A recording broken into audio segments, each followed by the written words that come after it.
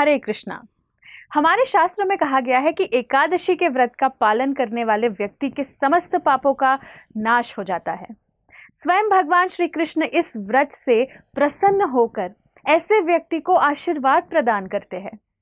हर मास की कृष्ण और शुक्ल पक्ष की एकादशी को व्रत रखकर भगवान श्री विष्णु की पूजा आराधना करनी चाहिए।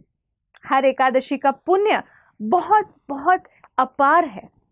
दशमी के दिन सूर्यास्त के पश्चात भोजन न करके एकादशी के दिन प्रातःकाल उठकर स्नान आदि करके भगवान की पूजा करनी चाहिए। उन्हें तुलसी दल, चंदन, गंगा जल और फल अर्पित करने चाहिए। तो इस प्रकार एकादशी के दिन हरे कृष्ण महामंत्र का अधिक से अधिक जप और हरि कथा का श्रवण अवश्य करना चाहिए। तो आज इसी कड़ी में अश्विन मास के कृष्ण पक्ष में आने वाली इंदिरा एकादशी के विषय में चर्चा करेंगे।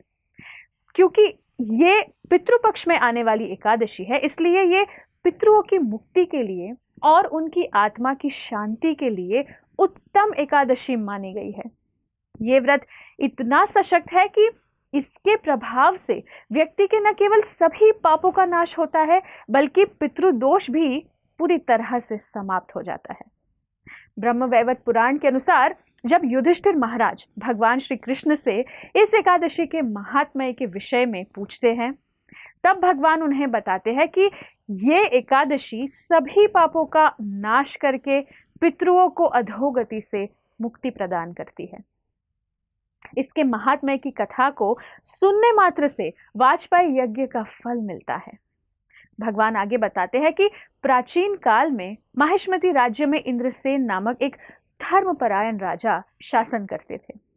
वो हर प्रकार के ऐश्वर्य, धन, संपत्ति से संपन्न भगवान विष्णु के परम भक्त थे। एक दिन राजा की सभा में श्रील नारद मुनि पधारे। राजा ने उन्हें आदरपूर्वक प्रणाम करके उनका स्वागत किया।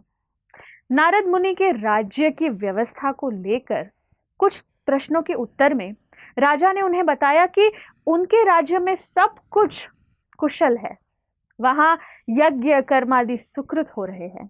तो इस पर नारद मुनि ने उन्हें कहा कि हे राजन, जब एक समय मैं यमलोक में गया तो वहां जो सभा थी उसमें मैंने तुम्हारे पिता को एकादशी का व्रत भंग होने के कारण देखा।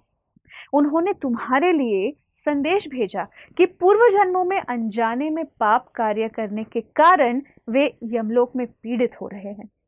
यदि तुम अश्विन कृष्ण एकादशी का व्रत मेरे निमित्त करो तो मुझे स्वर्ग की प्राप्ति हो सकती है, ये संदेश दिया।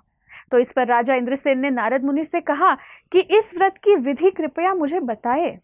नारद मुनि ने उन्हें कहा कि अश्विन मास के कृष्ण पक्ष की दशमी के दिन प्रातःकाल स्नान आदि करके पुनः दोपहर में नदी में जाकर पवित्र स्नान करना चाहिए। फिर श्रद्धा पूर्वक पितरों का श्राद्ध करें और एक बार भोजन करें। एकादशी के दिन स्नान आदि करके व्रत के नियमों को भक्ति पूर्वक ग्रहण करें और निराहार व्रत करने का संकल्प लें।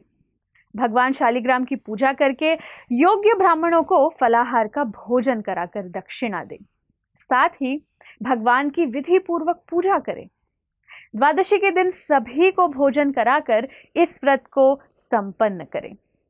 नारद मुनि ने राजा से कहा कि यदि वे इस प्रकार एकादशी के व्रत का निष्ठापूर्वक पालन करेंगे तो उनके पिता को अवश्य मुक्ति प्राप्त होगी। नारद मुनि की सलाह अनुसार राजा इंद्रसेन ने सहपरिवार ये व्रत का पालन किया, जिसके पश्चात उनके पिता को नरक की यातना से मुक्ति मिली। भगवान श्री कृष्ण युधिष्ठिर महाराज से कहते हैं कि ये इंदिरा एकादशी का महात्म्य का श्रवण और पठन करने से भी मनुष्य सभी पापों से मुक्त हो सकते हैं और अंत में उन्हें भगवत धाम भी प्राप्त होता है।